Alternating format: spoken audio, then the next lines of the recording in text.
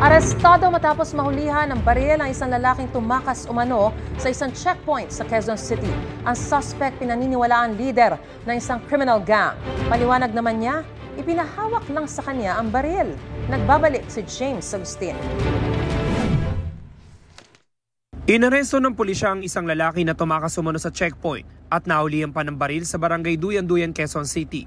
Nakuha mula sa 36 anyos sa suspect ang isang caliber 38 revolver na kargado ng mga bala.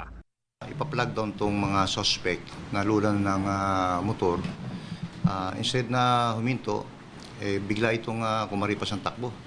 Nagkaroon ng habulan hanggat na laglag itong backrider.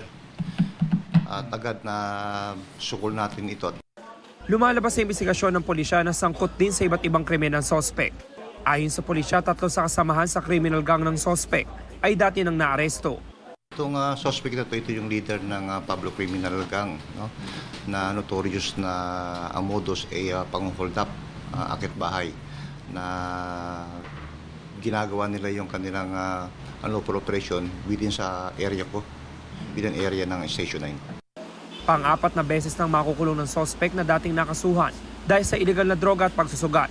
Bakas pa ang mga galo sa kanyang braso mula sa pagkakahulog sa motorsiklo. Pinahawak lang po sa akin ng kasama ko. Bakit kayo ba rin? Na-comment lang po ako.